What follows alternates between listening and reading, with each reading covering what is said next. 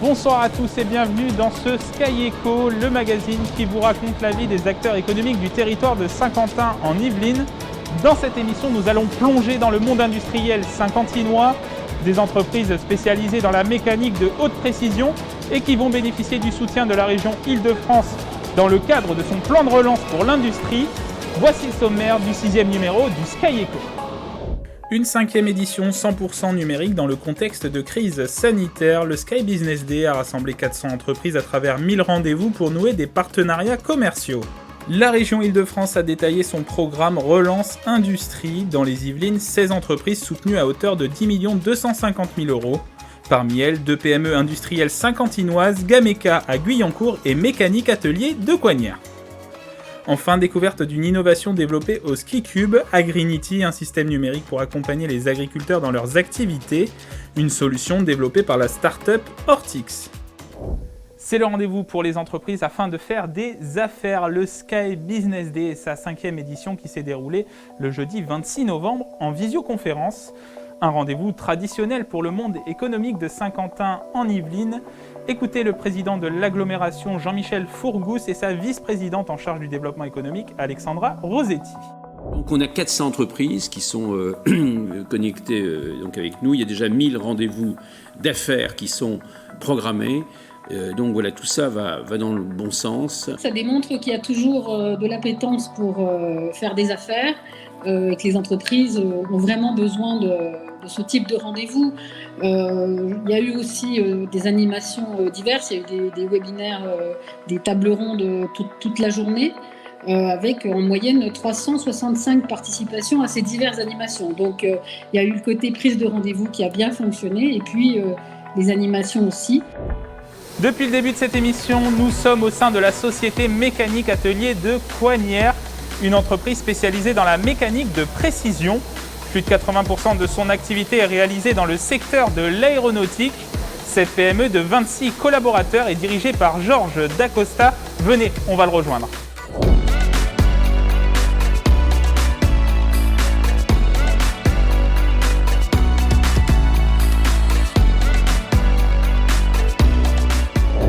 Bonjour Georges Dacosta. Bonjour.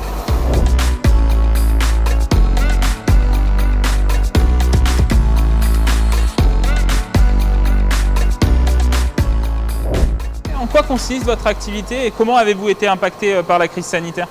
Alors, notre société consiste à usiner des pièces mécaniques. Nous avons malheureusement été impactés très fortement sur la crise sanitaire où nous avons dû même arrêter la production pendant 15 jours, le temps de pouvoir trouver des solutions de protection auprès de nos collaborateurs et rassurer nos clients qu'on repartait en production derrière avec les moyens efficaces.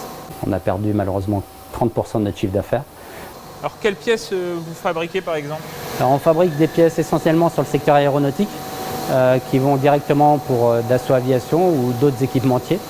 Et ce sont des pièces soit de structure ou des pièces autour du moteur en fait. Alors vous voyez essentiellement des centres d'usinage à commande numérique, des tours à commande numérique et des machines à découpe au fil. Alors ce sont des moyens qui sont préparés en amont via des logiciels de CFAO et qui mettent les programmes, on simule en amont et après on transforme les matières, on les ajuste, on les finit manuellement ou de façon automatique. Elles sont contrôlées par notre labo de contrôle et après livrées aux clients. Vous êtes un sous-traitant de rang 1 finalement ? Tout à fait, on travaille en direct, que ce soit avec Dassault ou Thales ou des grands donneurs d'ordre où on leur assure la traçabilité des produits, la transformation en fonction de leur cahier des charges. Vous retrouvez des casquettes de visée laser où en fait c'est des systèmes de détection de nuit pour pouvoir observer. Vous avez également des supports de cartes électroniques qu'on retrouve en fait. Donc là c'est vraiment sur du développement où donc en fait après ils viennent implanter de la carte électronique, tous les connecteurs qui viennent se connecter sur le cadre et ça vient directement comme si c'était un rack d'une baie informatique. On sait très bien qu'un avion il peut pas s'arrêter sur un parking s'il y a une défaillance et que malheureusement il peut y avoir des crashs à ce moment-là. Donc notre industrie a un vrai rôle aujourd'hui de soutien aux fabricants de ces produits dans le secteur aéronautique. La région vous a sélectionné pour obtenir une subvention de 450 000 € À quoi va servir cette enveloppe et est-ce que c'est complémentaire d'un investissement que vous allez faire vous-même? Alors oui, ça va être complémentaire. Nous, on va engager un investissement de presque du million d'euros qui va permettre de moderniser notre outil de production, de correspondre entre guillemets aux standards de demain de l'usine 4.0 où les gros donneurs d'ordre vont attendre de leurs fournisseurs ce positionnement. Donc en fait, vous allez développer vos outils qui sont déjà présents ici, c'est ça? Tout à fait. On va compléter nos outils aujourd'hui qui sont déjà opérationnels. On va les automatiser avec des robots. Et on va racheter des machines qui seront eux déjà complètement équipées en robots et on va essayer de standardiser cette façon de faire. Et aujourd'hui, on va essayer de se reconvertir sur le secteur ferroviaire ou militaire ou peut-être automobile. Merci Georges Dacosta. Je vous en prie, merci à vous d'être venu nous rencontrer. Dirigeant de mécanique atelier de Coignères. Et maintenant, prenons la direction de Guyancourt au sein de la société Gameka. Cette société a aussi obtenu une aide de la région pour accélérer la digitalisation de son activité et acquérir de nouveaux marchés.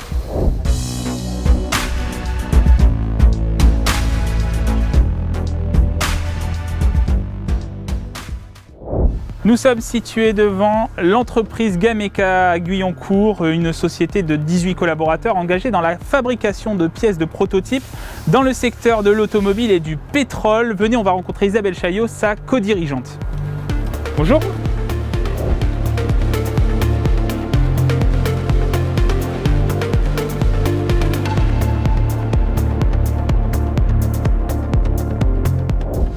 Bonjour Isabelle Chaillot. Bonjour.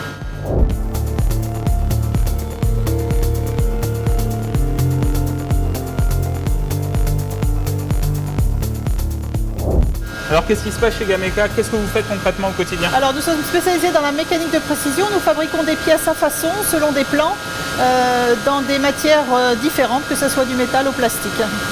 Plutôt dans les secteurs de l'automobile, du pétrole? Voilà, donc nous travaillons dans les secteurs de l'industrie avec les grands acteurs de l'automobile, du pétrole, de la R&D, également de l'aéronautique et avec des startups dans lesquelles nous faisons confiance. Alors des secteurs que vous avez mentionnés, c'est des secteurs qui ont été très impactés par la crise sanitaire. Comment vous l'avez ressenti vous ici? Écoutez, là, c'est vrai que la crise sanitaire nous a beaucoup affectés. Nous anticipons une vraie baisse d'ici la fin de l'année, entre moins 20 et moins 30%. C'est une crise qui est durable, mais nous espérons vraiment rebondir l'année prochaine. Et nous avons travaillé en interne sur de nouveaux axes stratégiques. Des axes stratégiques qui vont être accompagnés par la région Île-de-France, puisque dans le cadre de son plan de relance industrie, la région Île-de-France vous accorde une subvention de 350 000 €. Oui, tout à fait. Donc on souhaite justement remercier la région Île-de-France qui va nous accompagner dans les 3 années qui viennent sur le développement et les investissements de la société. Nous avons 2 axes forts en termes d'axes stratégiques, c'est-à-dire que premièrement, nous avons décidé de revoir notre stratégie et d'investir vraiment dans les industries fortes, notamment tout ce qui est industrie médicale et pharmaceutique, tout ce qui est industrie agroalimentaire. On voudrait également se développer dans tout ce qui est industrie verte, et notamment dans l'hydrogène, mais également dans tout ce qui est armement et défense, et également accompagner les startups dans tout ce qui est robotique. L'axe de développement, l'autre, c'est vraiment d'investir dans le numérique, puisqu'on voudrait devenir un des leaders dans notre industrie 4.0. Non seulement dans tout ce qui est outils industriels de pointe, mais également accompagner par des recrutements le personnel et surtout investir dans les jeunes de demain qui puissent accompagner le développement de l'industrie. Merci Isabelle Chaillot. Je vous en prie. Co-dirigeante de l'entreprise Gameka située à Guyancourt.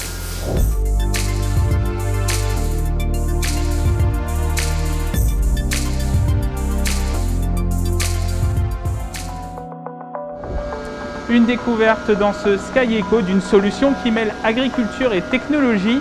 Son nom, Agrinity, une application qui permet d'accompagner les agriculteurs dans leurs interventions et qui a été développée au Ski Cube. Rencontre avec son créateur Olivier Rouchot, dirigeant d'Ortix.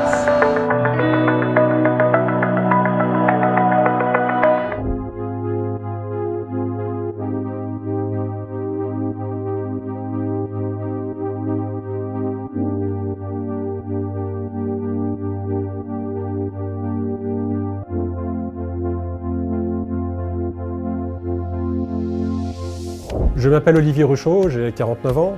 J'ai fondé la société Ortix en février 2019, il y a maintenant bientôt 2 ans. On est installé dans les locaux de SkiCube à Guyancourt.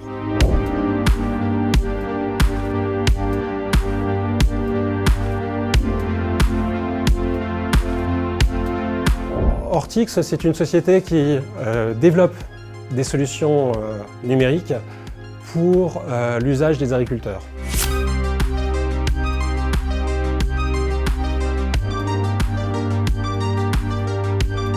Agrinity, c'est une solution qui s'appuie sur un équipement embarqué dans la cabine des tracteurs, des engins motorisés, associé à un équipement électronique posé sur les outils qui vont permettre de déterminer automatiquement la nature des activités réalisées par l'agriculteur, les parcelles sur lesquelles ils le font et les matériels qu'ils utilisent.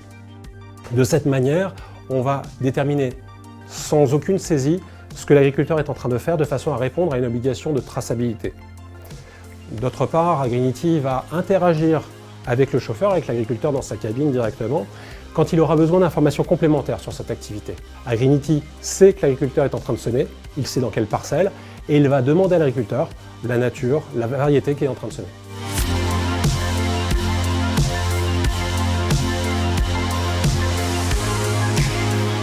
Notre actualité, c'est le lancement commercial de la solution. On la teste sur le terrain maintenant depuis juin 2019, donc elle a été mise à l'épreuve pendant plus d'1 an, ça nous a permis de la mettre au point, de la compléter, de voir quelles étaient les attentes des agriculteurs.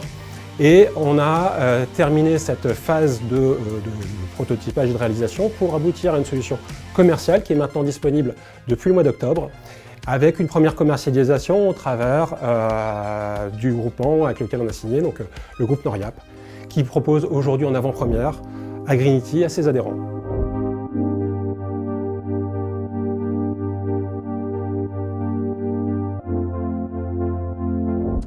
C'est la fin de cette émission. Merci de l'avoir suivi. Émission à revoir en replay sur notre site internet ou sur l'application mobile. À bientôt sur TV78.